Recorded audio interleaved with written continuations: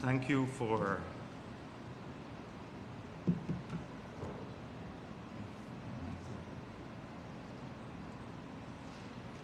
being here.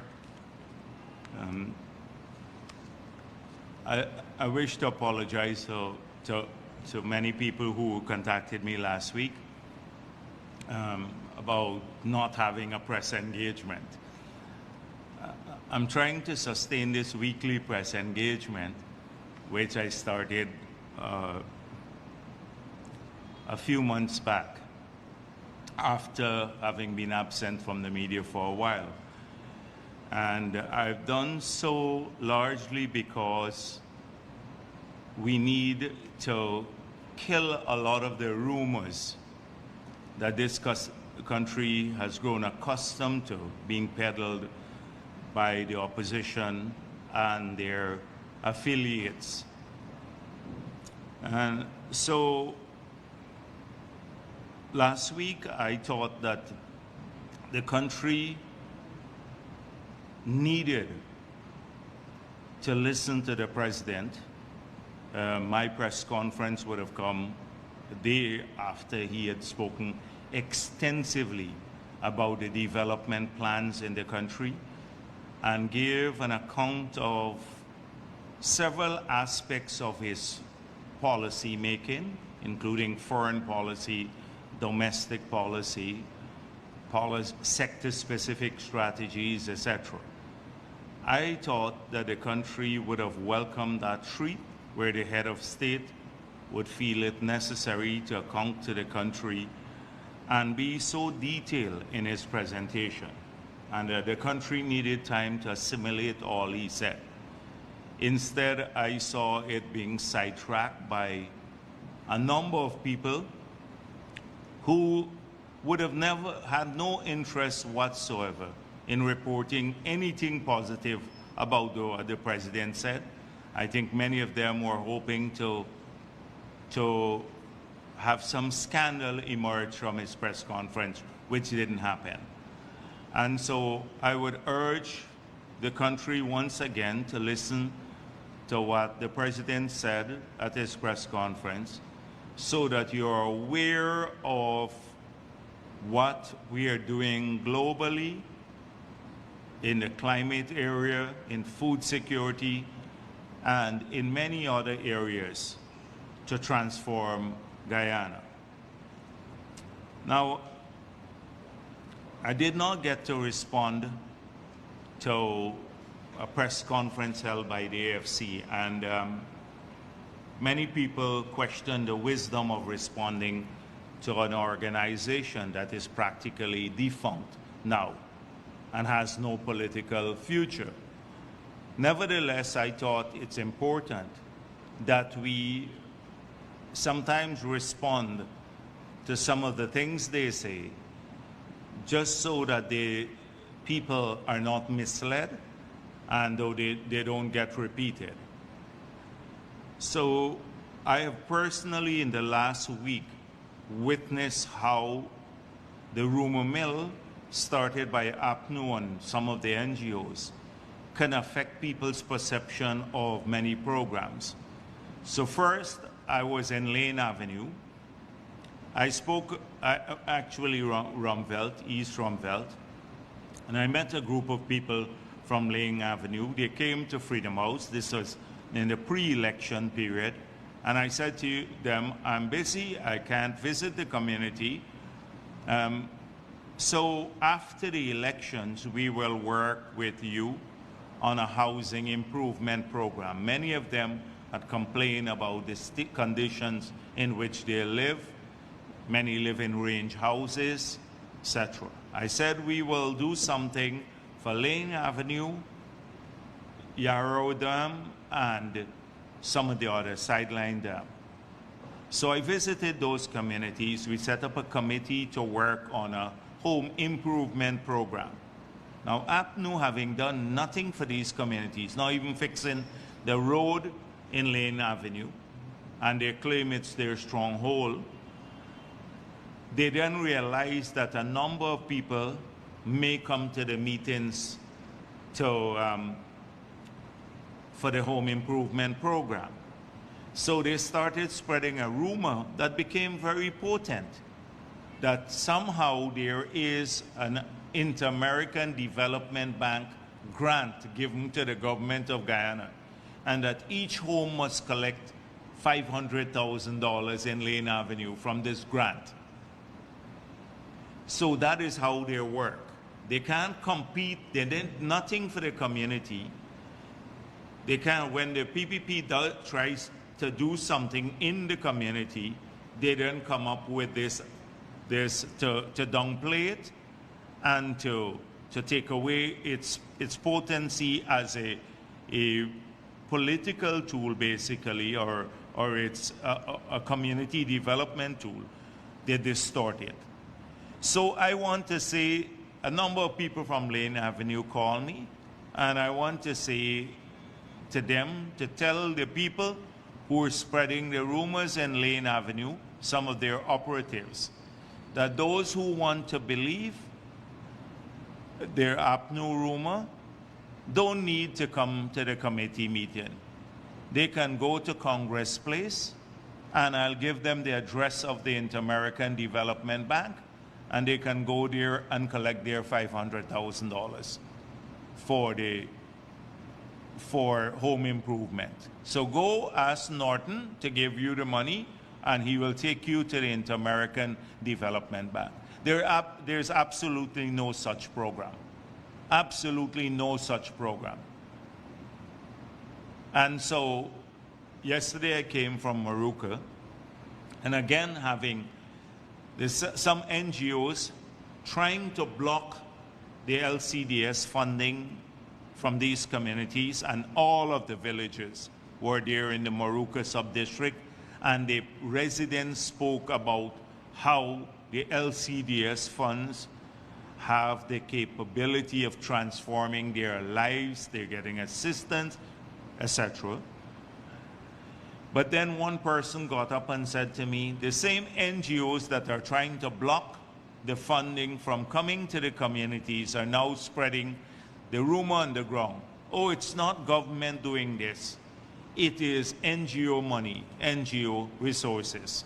So we've seen Janet Bulkan and the others saying it's illegal. The carbon trading scheme and the carbon sale was illegal. Actually, to quote her, an illegal Government of Guyana act. 2, the APA trying to block the resources by stopping this program, the certification of the forest. And now, many of them are telling the communities that this is NGO money that they're receiving. Well, it's not NGO money. It came as a result of hard work that the government of Guyana did. When we returned to office, we got our forests immediately. We set about working on the low carbon, an expanded low carbon development strategy. By December of 2020, we started looking for a program to certify our forests, because without international certification, we wouldn't have been able to give the credibility to the forest credits that we were going to put on the market. We found an organization. We worked 2 years to have our forests certified. We have the only jurisdictional scale certification in the world, and only because of that we were able to sell 30% of that credit for $700 million. And the Amerindian communities over the next decade will get $112 million of this one of the $700 million or so, thereabouts, 15% of that. So, and that's just 30% of the credit. It was because of this government's effort. It's not NGO money. The money belongs to Guyana, and it belongs to our people. But I find a lot of this schizophrenia. people don't have credibility to go to the communities, so they spread rumors because they fight to downplay and erode all the positive initiatives that the government is working on in the communities, whether it's Lane Avenue or in Port Morant or in this case, in the indigenous communities. And so we have seen this transforming, this level of deceitfulness, even at major events held by political parties. So the AFC in question and the APNU. Now, I don't know if it's ignorance or it's just, as I said before, deceit. But last week we had the AFC talking about the economy. And so their big beef was that we're borrowing too much. They've come back to the old team. When you listen to them, they don't have much to say. But we're borrowing too much, and therefore we're imperiling the future of our children and our country.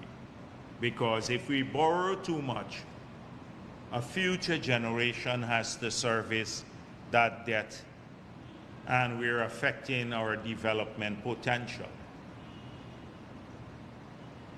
And secondly, we may not have the capacity to repay all of our current borrowing in the future. So we have been on record of addressing this issue many, many times before. This was the state of the country when we took office. If you look at Carl Greenidge's affidavit in the Green Mining Construction, pointed out there that the stock of debt was over 900% of GDP. So that meant our debt was 9 times the size of our economy. And we were using over 100% of revenue to service debt. So that meant every cent we collected in revenue was going to service debt, mainly external debt. That was the starting point. Effectively, our country was bankrupt. If you have a debt that is 9 times your asset as a country, 9 times your asset, you own a home and your debt is 9 times the value of your home. And 2, that you have to use every month more than 100% of your salary to pay the debt, you are effectively bankrupt. And that is what happened in Guyana in the 90s under APNU's stewardship. It got to a stage where we were declared uncreditworthy. Nobody wanted to lend us anymore. The IMF declared us uncreditworthy. And that is when, as a last resort, the government went into an IMF program in the 90s. Fast forward to today. Even before today, let's go to 2015, pre-oil. Pre-oil, our debt had already come down to 45% of GDP, from 900% of GDP, as Carl Greenidge declared, to about 45% of gross domestic product. So our debt now was less than half of the size of our economy. And that happened because of a combination of things. We paid back a substantial amount of debt. We got a lot of debts written off through an aggressive program that I personally led in many ways. billions of dollars of debt written off. And thirdly, our economy had grown bigger, significantly larger.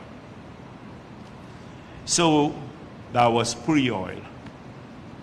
Today, our debt, based on the 2022 figure, is now about 23% of gross domestic product, or the economy. Less than about a quarter of our economy. It's one of the lowest figures in the world. The United States debt to GDP ratio is nearly 100%. In Europe, many countries in Europe, it's over 100%. I'm talking about developed countries of the world. And ours, our total debt outstanding, domestic and foreign, is less than 25% of GDP, of which the bulk of it is the domestic debt, less external debt.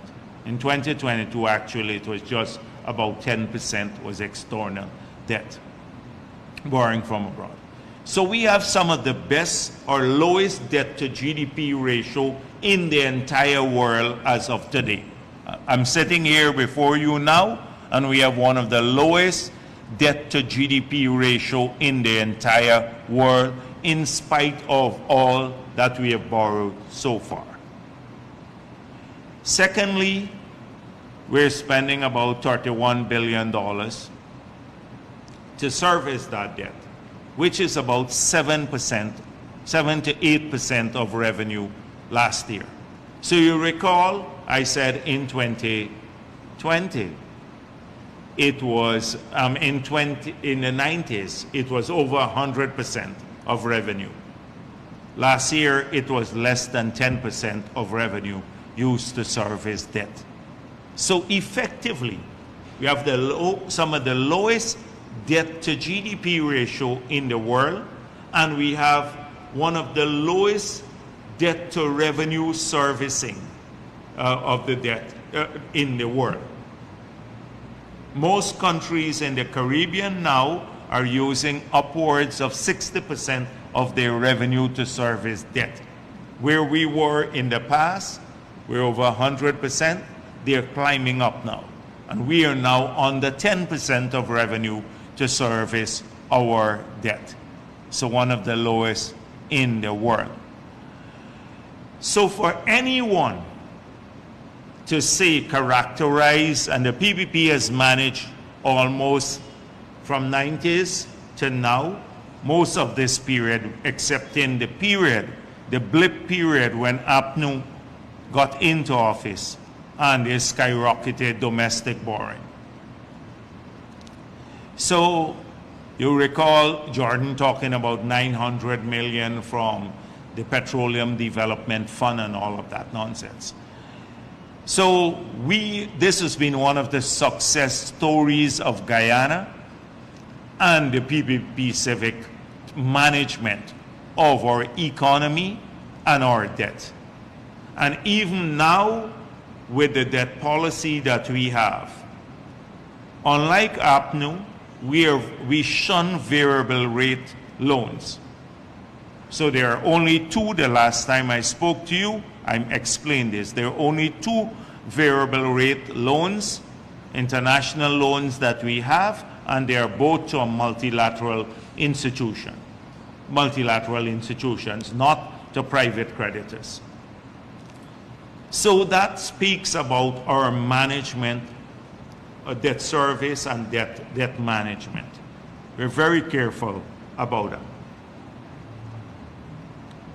Now, the schizophrenia that I'm talking about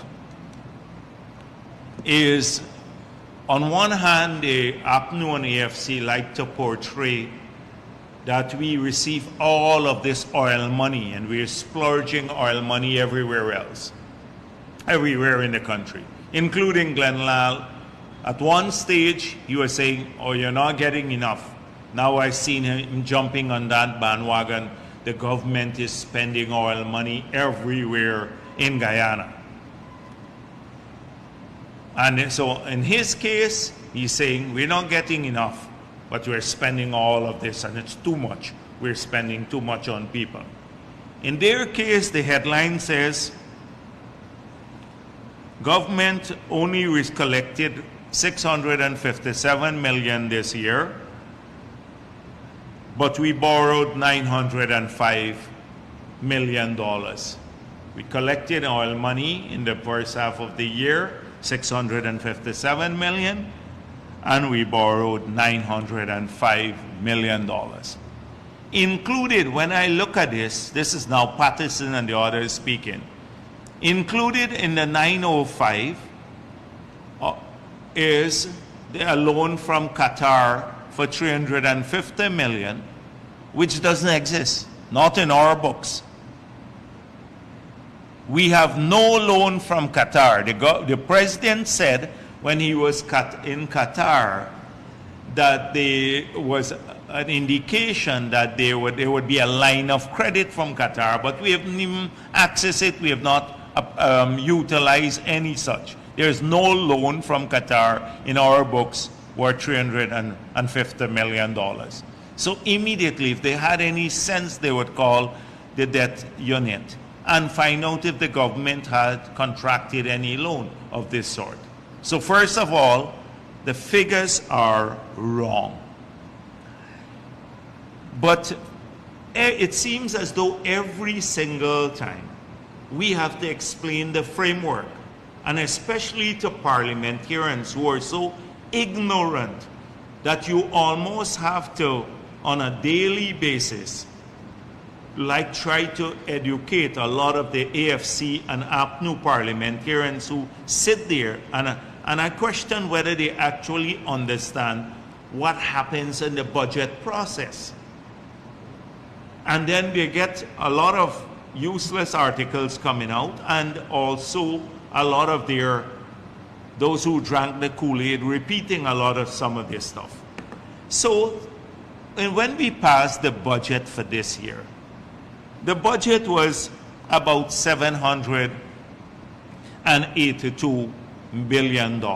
So let's go to US dollars. If you divide this by $210 exchange rate, you get about $3.7 billion. That's the size of our budget passed by the parliament. Now, there are three ways that you finance budget. Actually, two, but I would, in this case, split it into three. One, revenue, non-oil revenue. Two, oil revenue. And three, by borrowing. That's globally. Globally, that is how budgets are framed. Now, at budget time, we said to this country, our total revenue is $578 billion, but the budget is $782 billion. So that presupposes, if anyone had this sense, but it's explicit, anyone knows about budgeting, then the rest has to come from borrowing. It has to come from borrowing. If this is your expenditure for the year and this is your revenue, and this was transparently done in a budget debate. So we got $2.8 billion of the $3.7 billion in revenue. Of the $2.8 billion, $1 billion is oil in revenue. Now the total revenue is $2.8 billion, of which $1 billion is oil money. But we have a budget of $3.7 billion. So when you add $1 billion from the oil resources, to the $1.8 billion non-oil revenue, you get up to $2.8 billion. When you subtract $2.8 billion from 3.7, you're left with $900 million US dollars gap. So that means you have to fill the gap by borrowing. This is all transparently done in a budget debate. So you haven't borrowed as yet. You now have to go out and contract the loans. That is what we are doing. But they knew this all along in the budget debate. Every time you sign up to a new loan, they make it look like it's a new borrowing, but it's catered for in the budgetary process if you understand it. If you understand it. And that is this sort of ignorance. And the same thing with the NRF withdrawal. So we now say, based on the formula, we will withdraw $1 billion from the NRF to the budget. That comes as revenue, the billion I'm speaking about. Every time we withdraw 200 million, the government withdraws another 200 million from the NRF. It is as though we're going back to the NRF every time. That's catered for in the budget time. It's a framework. So this is what we get from ignorance. AFC, APNU, ignorance. They don't do their job at budget time. Many of them don't even understand what they're debating. And so, how much of our total budget, how much of it is financed by oil resources? It's 27%. Less than 1/3 of our budget is financed by oil revenue. More than 1/3 of it is from revenue from other sources, non-oil sources. Or revenue from non-oil sources will be nearly twice as much as oil revenue. And so this is what I wanted to explain to people. Every single, first of all, a healthy dose of lies. Oh, the government is borrowing more, adding loans that we didn't even take, and then not understanding in the framework. So the AFC talking about us burdening future generations now, when we have dropped the servicing of our debt from over 100% of revenue to under 10% of revenue, and the debt from over 900% of GDP now to less than 25% of GDP. It means our capacity to carry debt has vastly been enhanced, and our capability for servicing the debt has grown now. And then also our future revenue, projected revenue, even from the oil and gas sector, by 2028, a year's revenue will be equivalent to almost our total outstanding debt. So we're careful in our management of debt, and we have to contract debts. But now, why are we contracting the debt? So the gap in the budget. Why are we contracting debt? And what do you invest in if you contract debt that would add to the future capacity of this country, the growth of welfare, people's welfare, the growth of productive capacity, etc. And the debt, take for example, they mentioned the loan from Saudi Arabia.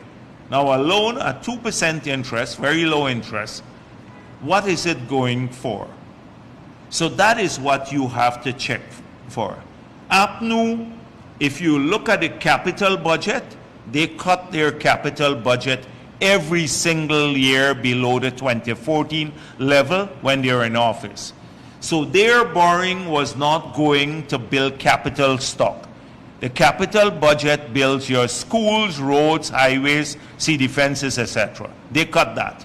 So clearly they were borrowing to consume. The same one, let me use the 150 million from Saudi Arabia example.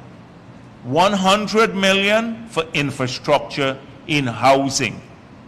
In housing, so that we can produce 50,000 house lots, because that would only be able, if you look at the cost of infrastructure, and this is subsidized housing that we're basically providing to people. The cost of the infrastructure is very, very high. So the $20 billion this year alone, we've assigned over $50 billion for housing infrastructure to prepare these new schemes, etc. Only $20 billion will come from this loan, of that. But that is what it goes towards, helping people to own a home. The other $50 million will be to finance the bridge in Linden, and that would be $35 million, and plus then for the bridge itself, and then probably another $7-8 million for civil works to build the roads leading out of the area on both sides, the approaches, etc. That's what we borrow for.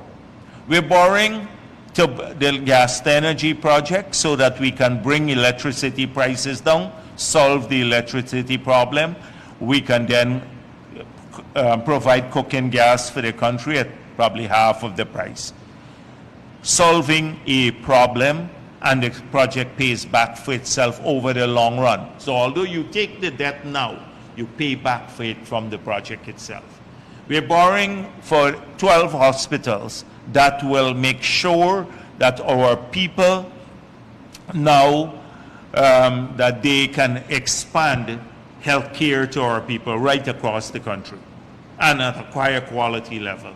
We borrowed for the bridge across the Demerara River because that bridge will change the whole dynamics of these two regions, which are the most populous regions. So it is what you invest in. It is what you invest in.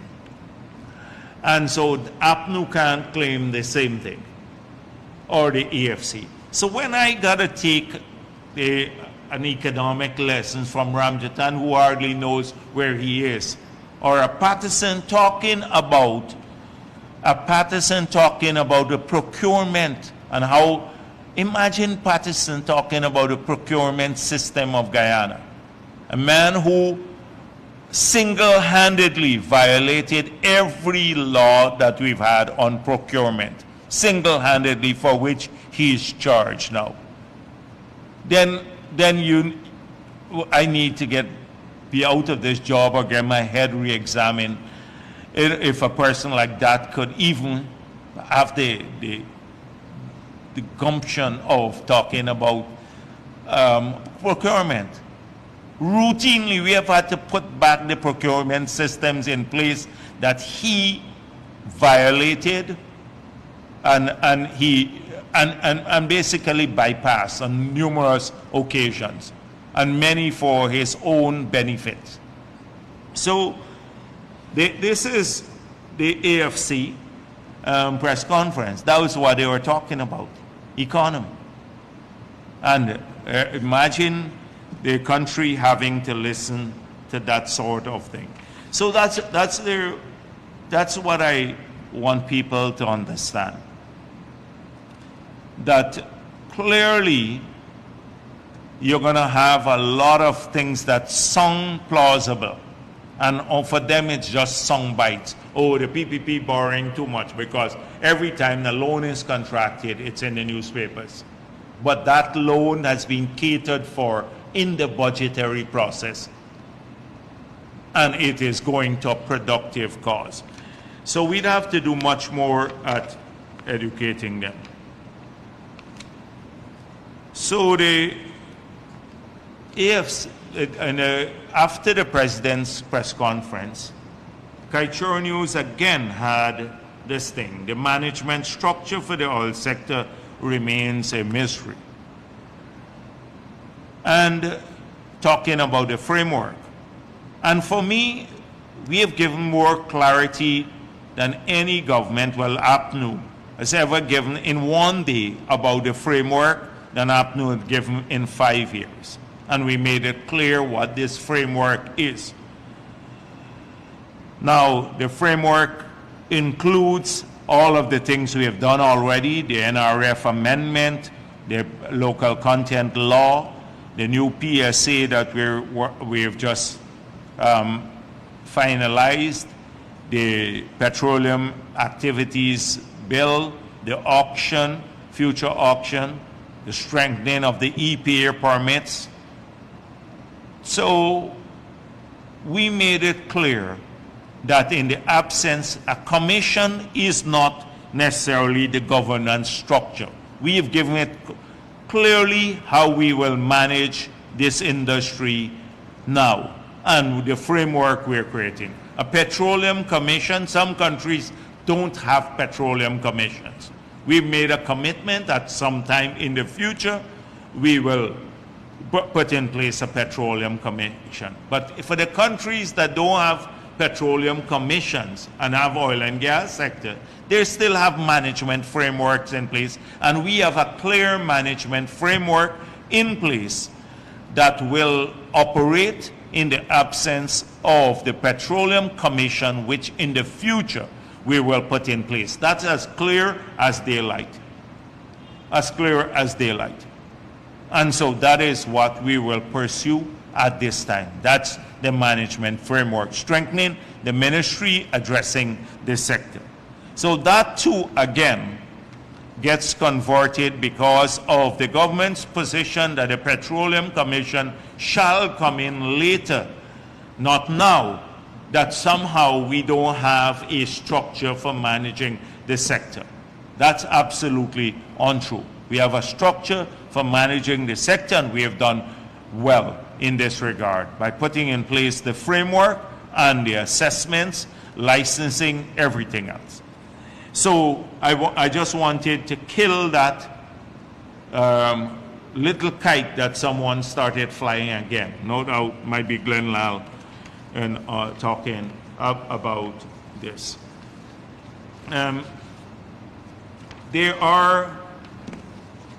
Today I have Parliament, so I didn't want to go on for much longer. Again, the rumor mills, I saw this thing about how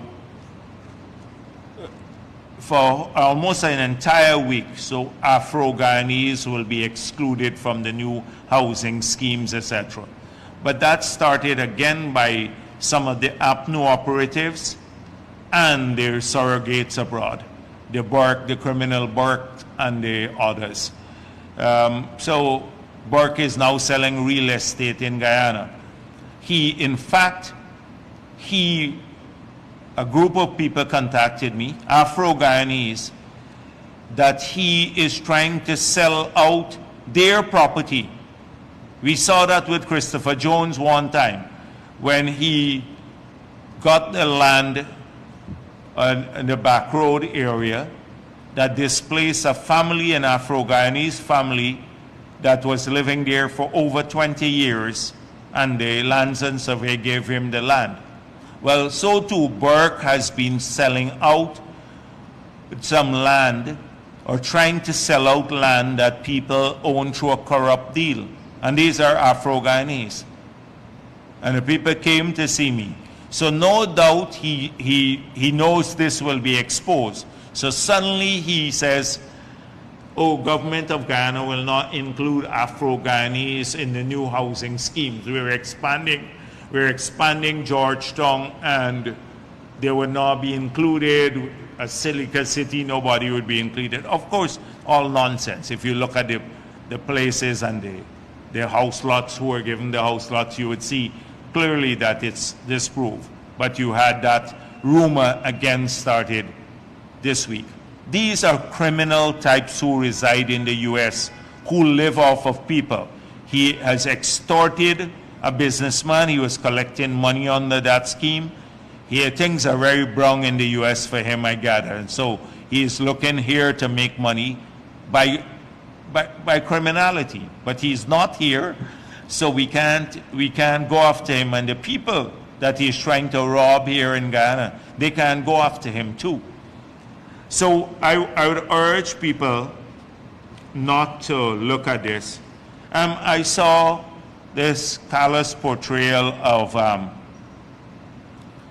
the opposition again from about the resources that were given to the families from Madia.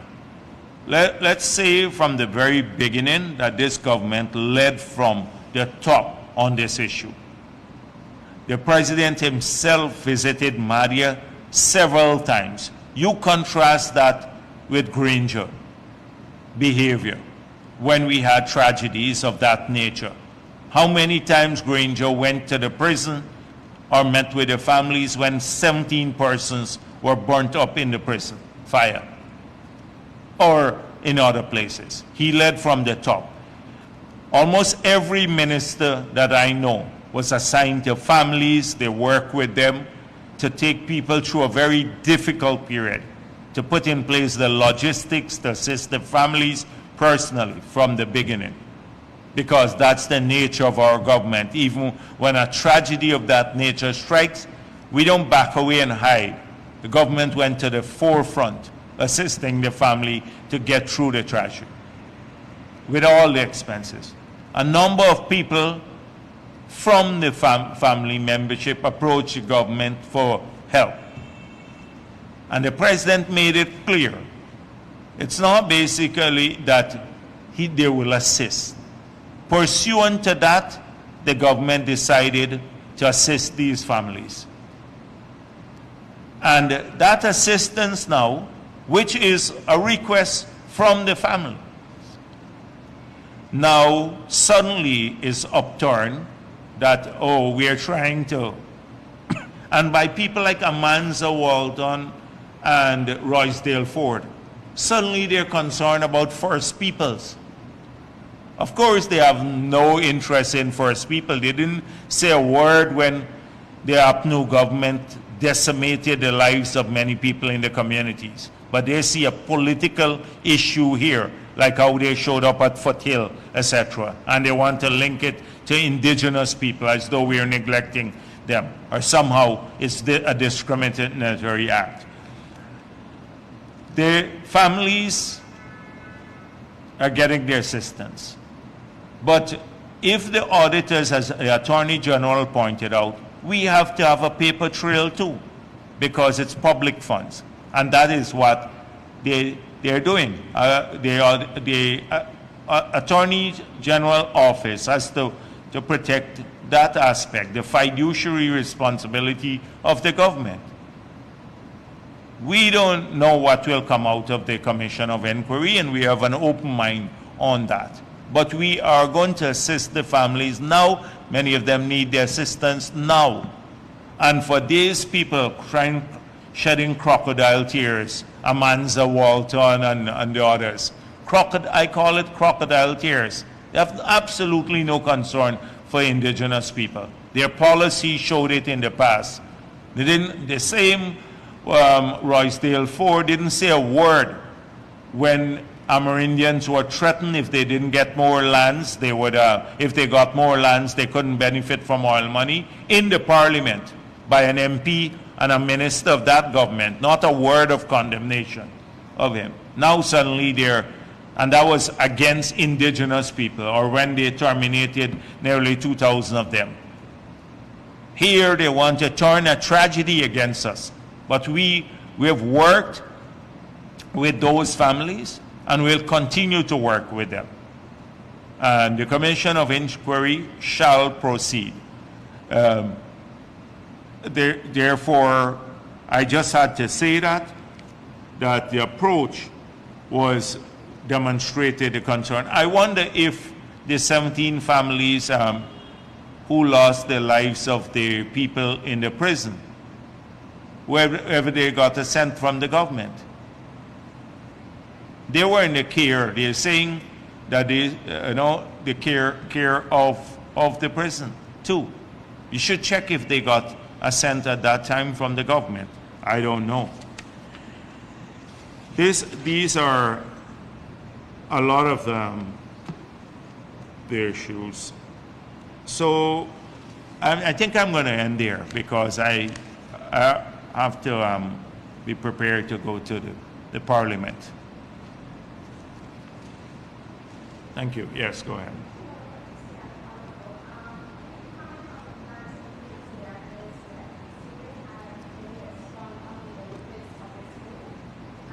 Well, I didn't get the first one.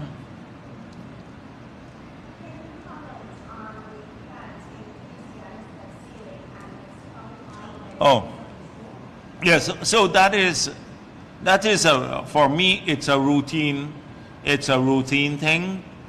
we've made it clear that we are borrowing for a purpose, and that purpose is to expand the productive capacity of this country. It's not overburdening the national capability to borrow, and it's being invested in issues that will bring greater comfort to people and also help with our productive sector by generating more jobs. So it's the highways, the East Coast Highway, the bridges, and I mentioned hospitals, other similar venture. It's not to consume. And so we are clear about that. All of our borrowing is to expand productive capacity.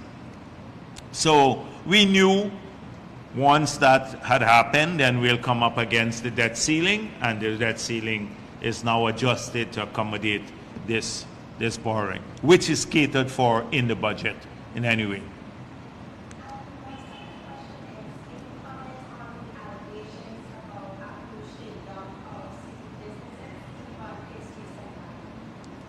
APNO. Okay. Yes, actually, I mentioned that somewhere else. So the reason they delayed the rally in the city is that they went to a few businessmen to fund it. It was a poor turnout too, and they drove around the city, but they were shaking down some businessmen.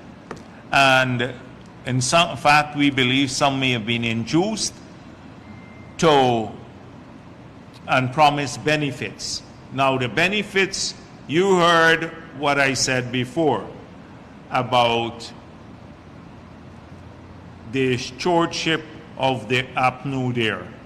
Now it's strange that APNO will put, in this case, particularly in this case, someone who had been deputy mayor there for a while, who lost his constituency to a newcomer to politics from our side, Alfonso Fidel. A newcomer, he lost his constituency.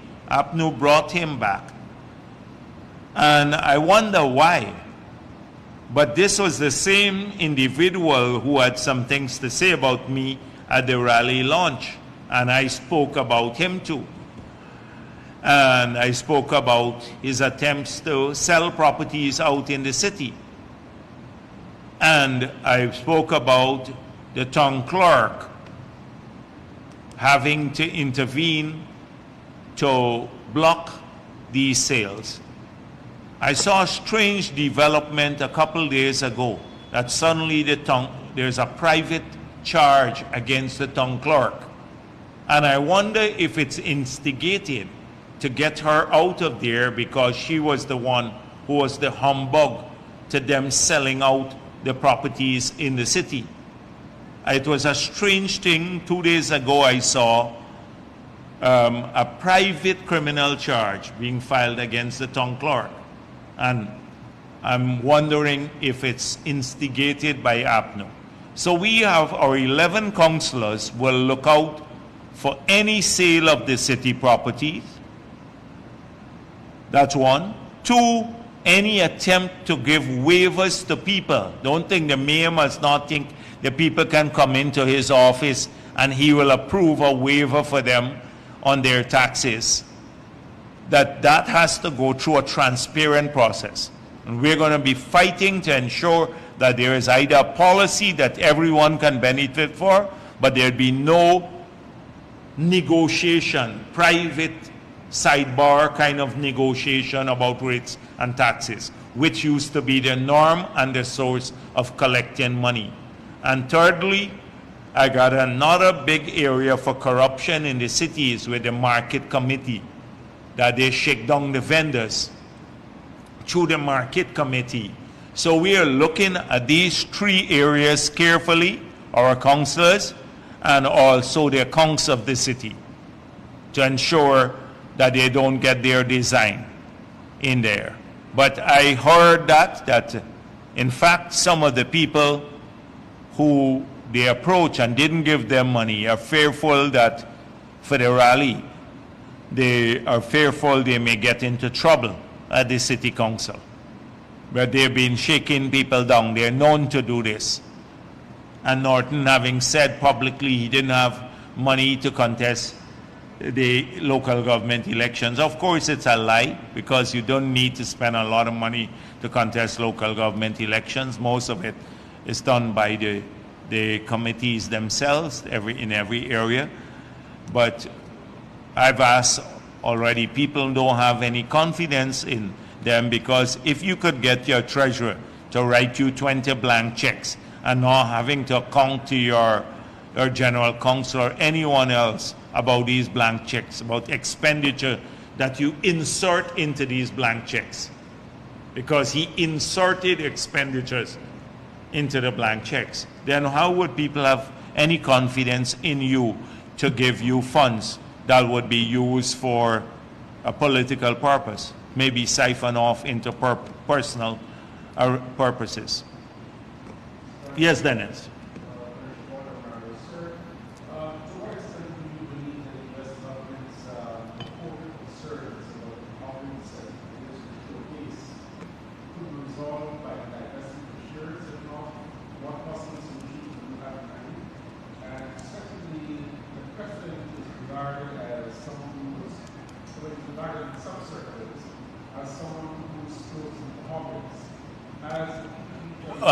Close to... Okay.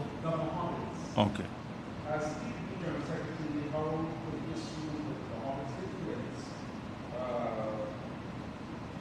As General Secretary, do you believe that Dr. Ali stands a good chance of meeting the presidential candidate in light of that seat election?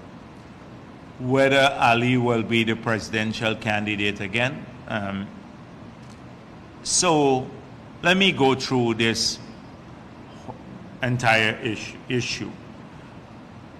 So first of all, as the Reuters story said, there's been no official, and we've confirmed that, the government of Guyana has not been officially informed of any investigations into the Mohammed or what the charges are, or the allegations are. At this stage, no such official notification. Secondly, I've noticed in the same story that when asked for comments, every U.S. agency denied to comment on the story. So the government of Guyana will act on this matter when the U.S. engages it officially, if it engages the government of Guyana. Right now, we have a story in Reuters with some allegations.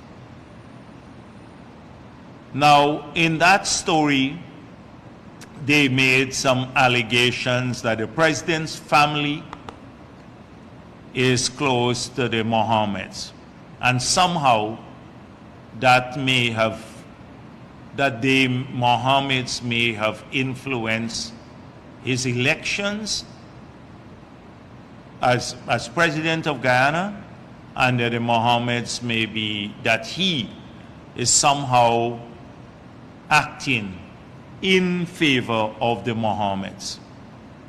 Now, I know President Ali for a long time.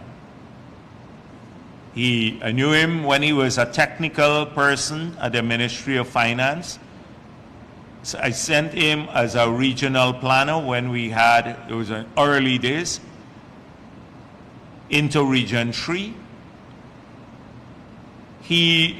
And then he subsequently headed the CDB portfolio, and he was part of the depressed committee that Mr. Hoyt and I set up with Philomena Sahoy. He became a minister. He's always been he's been the finance secretary of the party for a number of years, one of the most senior persons and most aggressive party members in a positive way in terms of hard work. President Ali earned his position as our candidate. It didn't come from anyone influencing us. He comes from a long history of a family that has been in the struggle. His grandmother with Chedi Jagan in the early days. So he earned his position as the presidential candidate of this party. I was the leader of the opposition and general secretary of the party. The Mohammeds had no role to play in his elections. He worked hard. We campaigned as a party throughout this country, and the people of Guyana chose him. So I don't understand that aspect. It's a rumor that Reuters had there, that somehow they influenced somehow his selection and elevation into the presidency. Absolute nonsense. I've known him for a long time. Secondly, that somehow the Mohammeds are benefiting from or benefited from the engagement with Exxon through this consortium because of links with the government of Guyana. We had absolutely nothing to do with their bidding process. Absolutely nothing to do with their bidding process. ExxonMobil went through a tender. There were several Guyanese companies that were bidding there, and some in partnership with others. Like almost all were in partnership with others. The government of Guyana had no say, nor did it influence the contracts being given. Thirdly, I heard from some like Lincoln Lewis and the others saying, anyhow, maybe I shouldn't get into that now, because that's all rumors. So let me make it clear. Government of Guyana had absolutely no influence on Exxon to award any contract. In fact, we will not do it because then we don't want to be beholden like Trotman and the APNU were because of favors to any oil company. And that's our policy. Then the story goes on to speculate again that Exxon may be getting its permits from the government of Guyana because of the Mohammeds' perceived close contact with the president. Now, what are the permits that they got? The environmental permits and the permits to the development permits, like Payara, Yellowtail, etc. Those are the two sets of permits they got. Now, the most egregious thing about the relationship with Exxon was done when Irfan Ali was not president. It was the contract. The contract. The permitting here is almost a routine issue once they comply with certain technical specifications, and we made it clear we want to develop the industry. We have not been shy about that. We want to develop it as quickly as possible. That's a policy position that we didn't go and whisper it in the mountains in Lethem, like the mountains there, the Kanaku Mountains. We just said that openly. We hired international specialists to review every one of those applications before we issue the permits. We've strengthened them immeasurably beyond the first one that was given by APNU. We have strengthened the environmental permits. I am in charge, basically policy-wise, of this sector.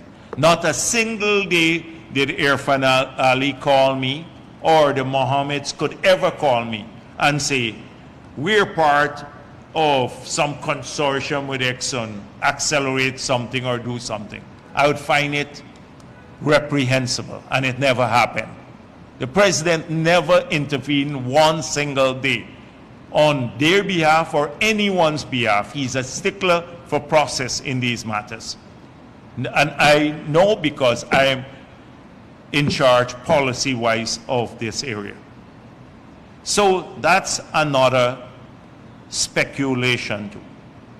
All of these, a ton of speculation. 5 sources, 3 sources, 8 sources here. I can't answer for Reuters on what they're doing. Maybe they have sources, maybe they verify their sources, that's their business.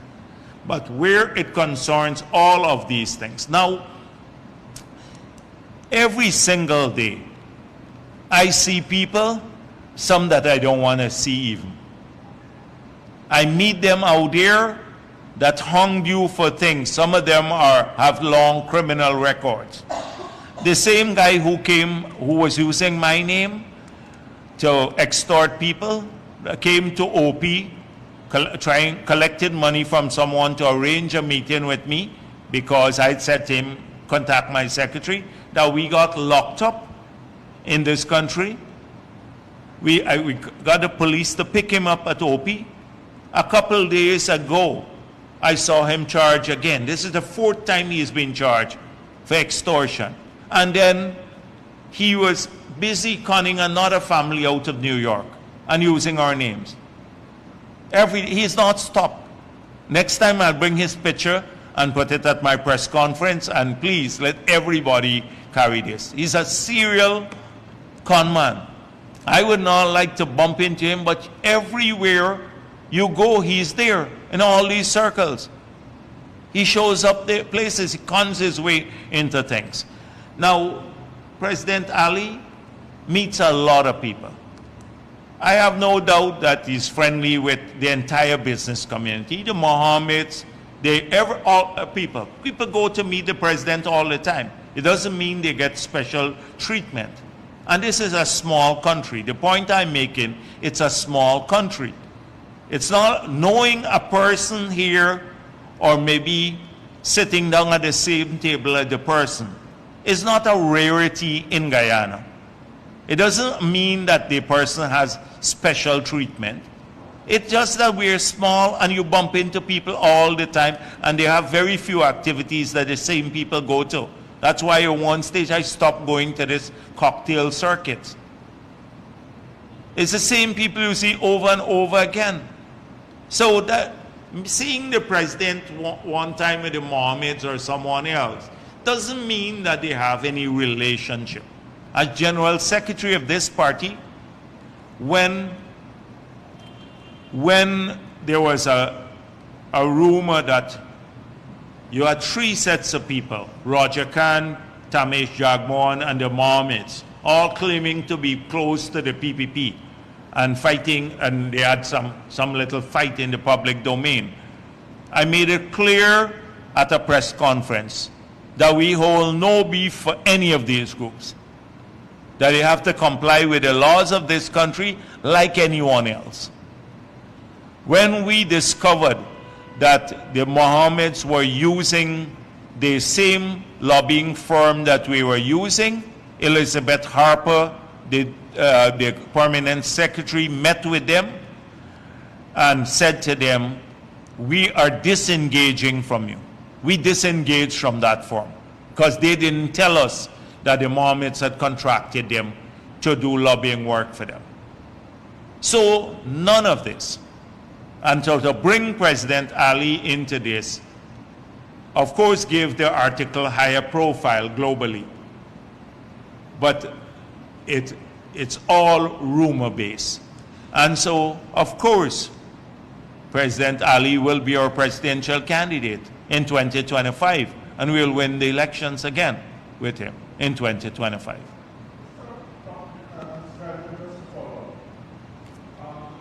course, I would assume that the investors usually are not thinking ahead, must be thinking ahead. Should the U.S.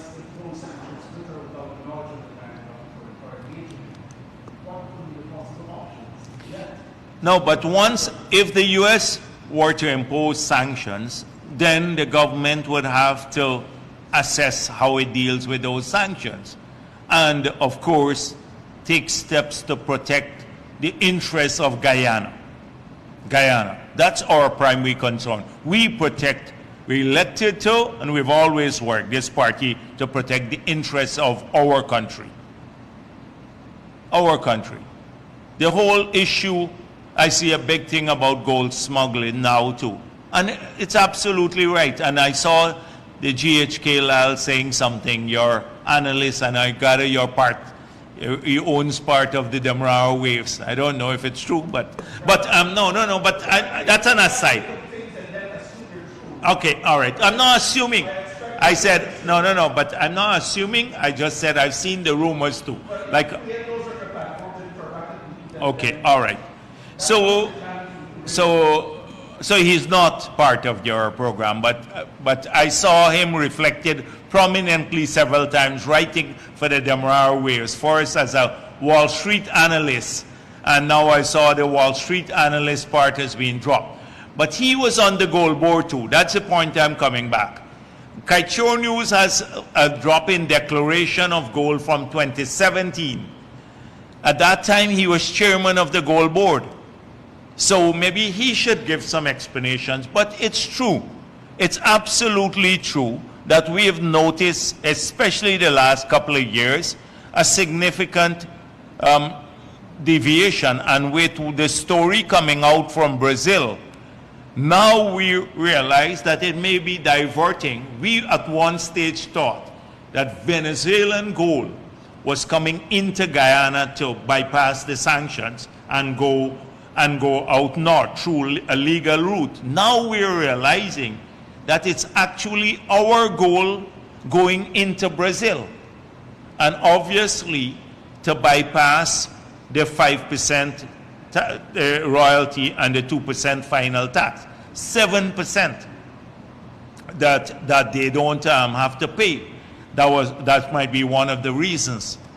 So there is an ongoing investigation into that, and we're going to take tough measures against people, because we're going to track also those who are benefiting from concessions. A lot of the local medium-scale miners, they get concessions from the government too. And if they're part of this racket, then they will face consequences too, as well as those who are part of the export of the gold. They would have consequences. So it's a factual thing, but when we saw an article recently in Brazil, we had not been officially notified before that all of this gold was going into Brazil. In fact, we found it strange that our gold would go there. We were thinking that Venezuelan gold was coming here, but it doesn't seem so. Seems. So I'm not speculating. No, I don't want to. The same way I don't want to speculate on this gentleman ownership of your property, I don't want to speculate here. Let me say we'll take measures to protect Guyana. That's what we need to do. And there could be several things, but I don't want to say what the remedies are here. We can deal with that at some other stage. Anything else? Yeah. Okay. Yes, go ahead.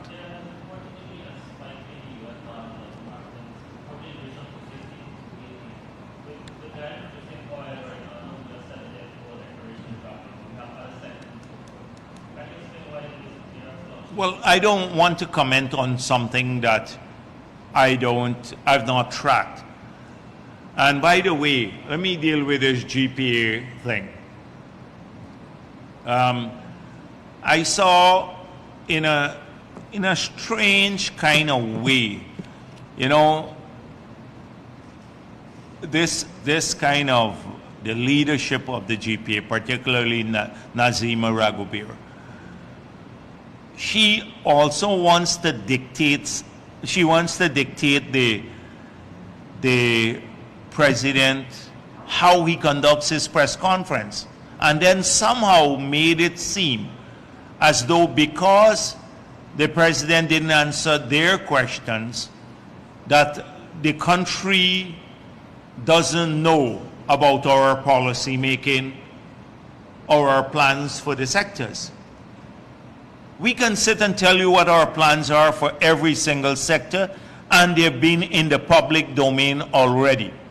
They've been in the public domain from day one. So because the president doesn't answer her questions, or she doesn't get to stay for 4 hours with the president and ask him everything under the sun, then suddenly there's no transparency in the government, and they're not aware of what our policies are. We have defined our policies in every single area, something that APNO and AFC have been incapable of doing. Incapable. We've defined it in every single area, whether it's in the environment sector, oil and gas, it's food security, it's infrastructure construction, everywhere. Healthcare, we have defined our agenda in every sector. So this is important. I lost track of your question when I... Oh yes. So something that now I don't want to respond to that yet, because it could simply be that there's shortage of dollars but not the instruments, because sometimes you do have that.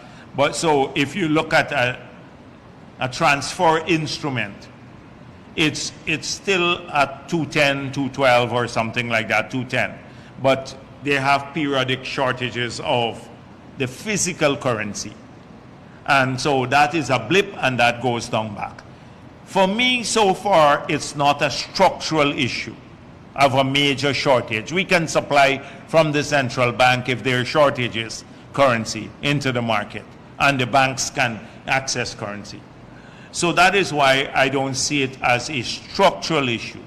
But you should be happy that the rate has not appreciated, because an appreciation of the rate is a sign of the Dutch disease, and that kills the other sectors of the economy, which is feared by economists around the world. The appreciation in cases where you have a resource windfall, like an oil and gas sector, is much more a problem for policymakers than, in this case, keeping the exchange rate constant. So that is a good thing. Not that the economy has overheated a bit, because we did have an increase in the cost of labor. You know, a carpenter now wants to work for more and everything else, and we have shortages of drivers and stuff like that. There's some overheating there, and the price of material. But on the Dutch disease side, that is the change of relative prices through the transmission mechanism of the currency. That has not happened, and that should be a good news for the country. Because had that, assuming if it had gone down to say 200 to 1 now, you know what would have happened to the manufacturing and agricultural sector. Practically kill them off, because especially they export the tradable sectors. So I don't see it as a fundamental issue. I'd look into it.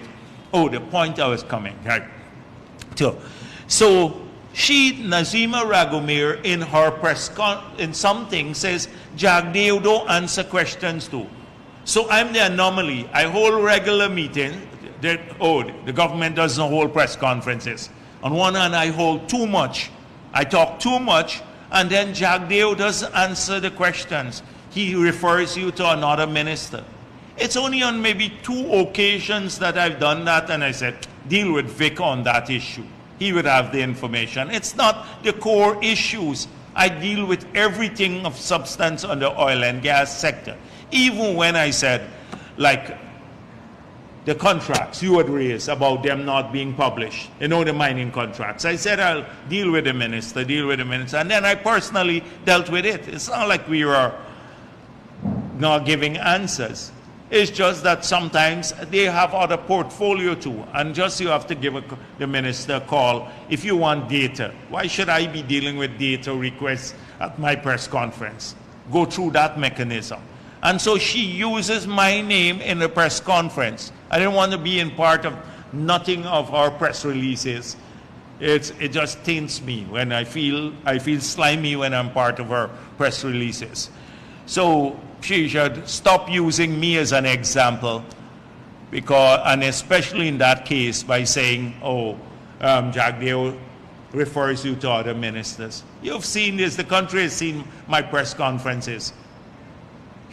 But she had to find something, oh, we're not getting enough information and interaction with the government. What interaction with her could you have? Because all she will do is distort everything you see and twist it in favor of APNU. It's as clear as that. Where in the world would she get to meet the chief of staff or the commissioner of police? She's palavering with big photo op with the commissioner of police and the chief of staff. She doesn't have access. In fact, we are too accessible sometimes, and the president, that's part of his problem. It's too accessible sometimes. Well, it's not a problem, it's our nature. So that's the issue. Yes, please.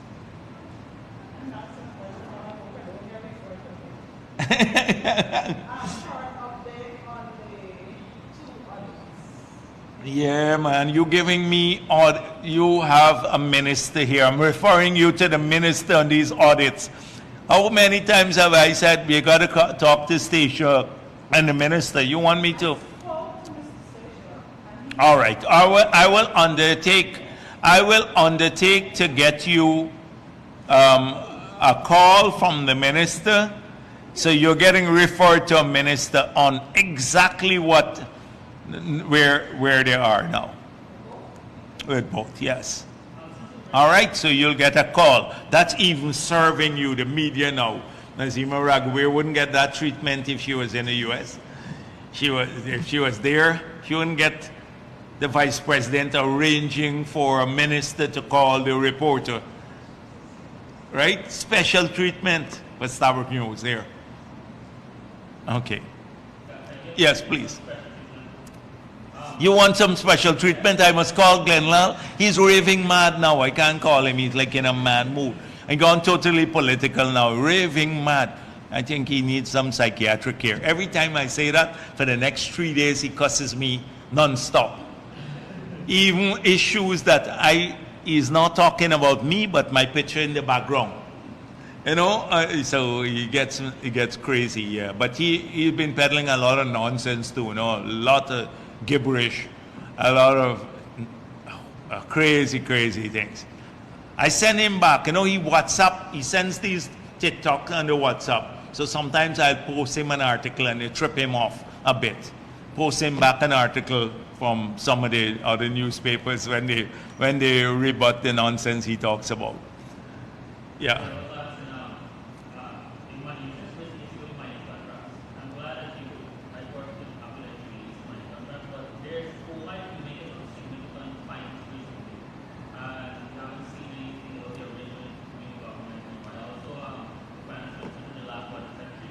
Oh, but that is yeah, because they're, you know, after the main thing ended, then they have that. But I don't know. That should be one of those big contracts too, right? Isn't it available? Okay, well then I'll check with them why, because if they have an agreement there, I don't think it's a production agreement as yet. May not be a production agreement, but we look at it. But they're doing a lot of exploration. Yes. These large-scale companies, are there any where the mines also are responsible? But monitor their operations? Well, they should be. I can't tell you that because I don't run the GGMC. I can't tell you that at this mine, a large-scale mine, that they're there constantly. So I've noticed in the declarations, at least one foreign company, their declaration has dropped too. And so we're paying attention to that.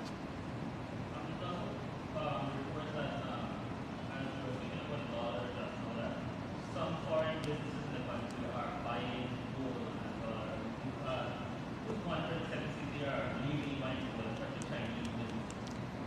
Well, I know recently that they had police action against a few people. Police action against a few people who were coming from Suriname, and they were staying at the Princess Hotel and doing this, but they had Guyanese who were operating on their behalf. So there was an array that being looked at. So we believe that some people may be doing this. We heard also that because Trinidad has exchange control, that some companies are ordering stuff for Trinidad and then paying through Guyana, their suppliers, because they have issues of not getting foreign currency there, the Trinidad business. So there is some of that too that's happening. So all of those things are being looked at. And sometimes it's hard to know if they place an order and ostensibly it's for Guyana, how much of it gets split and goes into Trinidad and how much actually comes here. But a full payment is made from Guyana. So there are lots of those issues too that would create more demand for foreign currency here and could lead to issues.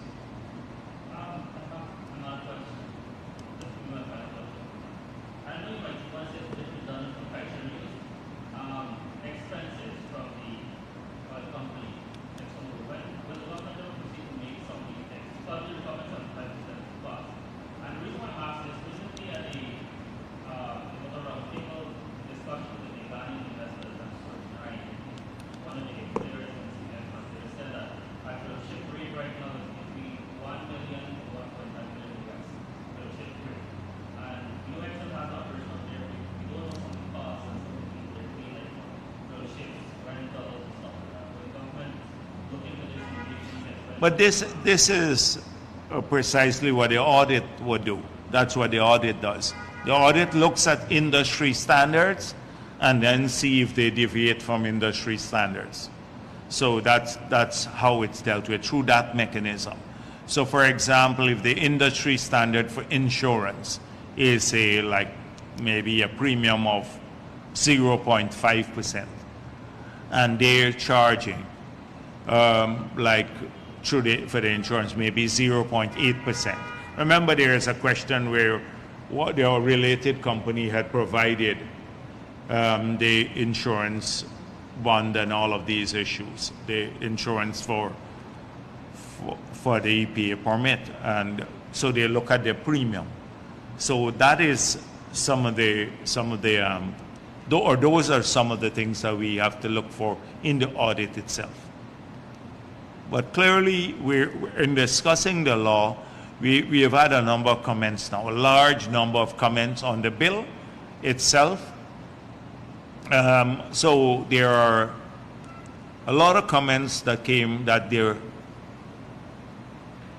the measures, without changing the fiscal terms in the PSA, that was asked of me, whether we're open to changing that from the draft, and I said no. But as part of the auction, the requirement now that we're introducing is that if you don't proceed, you have to define your development costs and your plan even in the auction. And if you don't pursue it, the penalty is very high. It's almost equivalent to the cost of the development plan that you have not pursued. So for example, if you put that you would spend $350 million to drill 3 wells, and then you don't do it in the period, you now have to pay $350 million in fine. So that is, some people question that as it may be too high. We had put a large number there. Right now, there is no fine. There is no fine. So us putting, like you had to put that very high, there are some concerns about that from the industry side, some concerns about expenses, especially on the taxation side, because the law law dealt with a series of taxes too, like waivers, but our concern is blanket waivers. We don't want to give a blanket waiver. Like when Exxon thought they had blanket waiver for transport and they wanted to bring in a large number of SUVs, we denied them that. So whilst we gave the waivers for operational items, right, the tax waivers, it must not go into things that are, we don't believe are germane to their production. So those are the kinds of issues we're navigating through as we finalize the document to go to Parliament shortly. Now I saw Patterson saying they had comments, but they will share the comments in the on the floor in Parliament. Of course, they're going to go there and grandstand again, and because they could have easily shared the specific concerns, because they're afraid if they share those concerns that they would look silly and it would be rebutted. In a political environment like the chamber, you get to talk a lot of bills without being punished for it, a lot of nonsense, and you get protected because you can't be sued for libel. One more question. Since you're head of Parliament, I'm not asking this question, your government stands on that negotiated contract, but Trotman in his book recently said it's willing to help. Trotman willing to help us? Willing to help No, have you considered this? I'm just speculating wildly. That Trotman's only purpose for bringing out that book was to say he didn't commit any fraud. I made an error, I did this, etc., but I didn't commit any fraud. And could that be the biggest vulnerability of the contract? If a fraud was committed, the contract could be set aside. Same way I want to speculate. I want to say to Glenlal how foolish he is, because the purpose of doing this, if Exxon could tell him not to say anything at that time, maybe Exxon told him to say this now. Maybe Exxon told him to write this book. Maybe they wrote it for him. I'm just speculating. It's wild. So don't report me all over the place. But I just want to say how stupid this guy is. And imagine the man that's no credibility. Now he can be questioned, etc. Trotman has absolutely no credibility for me. He can't help us do anything. Could help Glenlal, because Glenlal is clutching at any straw he could find. Imagine he praises Trotman now. Suddenly he started praising Trotman, the man who did this contrary to advice. All of the advice, the new drafts from his people, he did it. Now he is the hero of Guyana's oil story. It's stupid. If he only stopped for a minute and think, Glenlal, then he would realize that he's been led by the nose all the time. He's been led by the nose. All right, thank you very much.